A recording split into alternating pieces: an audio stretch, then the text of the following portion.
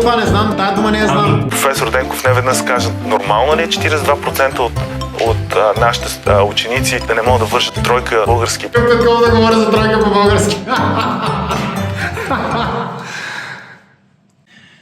Уважаеми сънародници, днес ще направим малко по-различно видео, което е по молба на моя екип. Хората, с които работя, всички, разбира се, доброволци до един, с хора, които имат голямо чувство за хумор и днес са решили явно да ми направят някаква изненада. Искат да ми пуснат клипове, които аз не знам какви са и които клипове трябва да коментирам. Сега, честно казано, ако нямах по-скоро свободно време, пък днес точно такова свободно време ми се отвори, най-вероятно нямаше да мога да отговоря на този техен каприз. Обаче пък от друга страна сега време имам, така че реших да видя какво точно са ми приготвили. И сега ми е много интересно да видя какво точно са ми приготвили.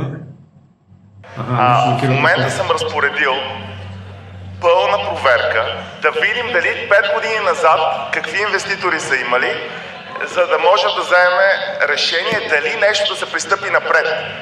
И мога да ви уверя, че няма да подпишем с никакъв договор, който ще е конкретен, ако имаме дори най-малките съмнения. Чухте ли го? Тоест, предполагам, че сте го чули. Разбрахте ли го? Я леко да върнем само назад, че ми стана интересно да го чуя още веднъж. Подпишем с никакъв договор, който ще е конкретен. Няма да подпишем с никакъв договор, който ще е конкретен. Няма да подпишем с никакъв договор. Стоя пред вас и се чудя какъв е смисъла на тази институция, когато такива въпроси се задават.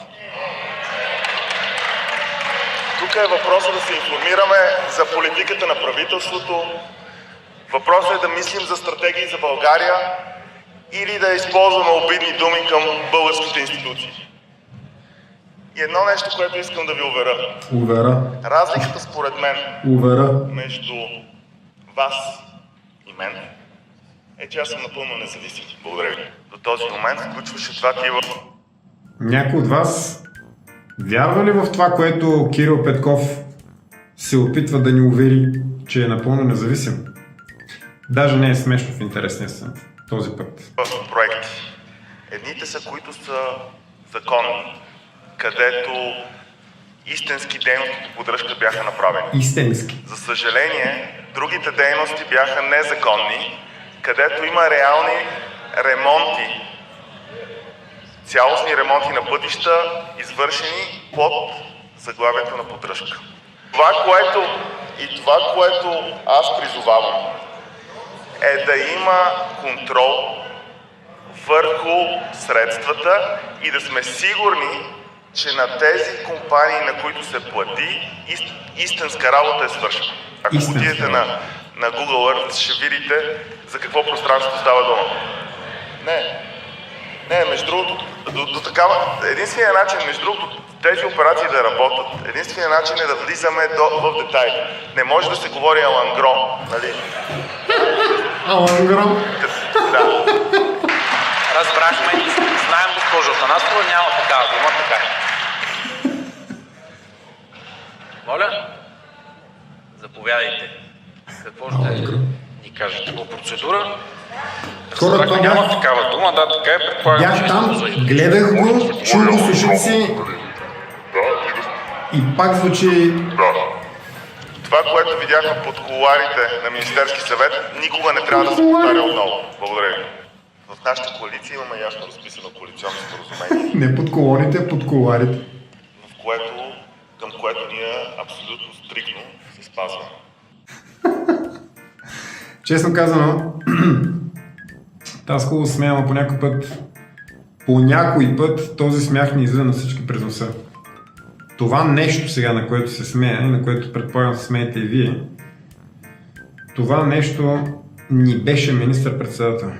Да. Няма такава дума, да, така е, предполагам, че използва иронично. Не може да се говори алангро, нали? Да. откъде идва това ценово предложение, какви са истинските разходи. Нещата, които трябва да се говорят и които трябва да се вземат като решения, са на база на истински анализи, истински дейности, които бяха направени. Истинска работа е свършена. И да оставим истинските специалисти, да сложим истински статистици от двете страни и е в истинска нужда. Той трябва да има истински регулиращи правомощи. Това са истинските задачи пред нас. Всяко повишаване на цените е базирано на истински анализ и имат истински.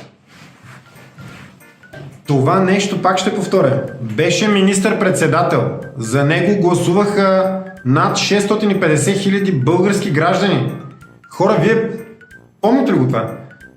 Ще стане като с Бойко Борисов, който 12 години управляваше държавата и сега има сериозен проблем с това да излезе на улица, защото в най-добрия случай повечето от хората му се присмиват.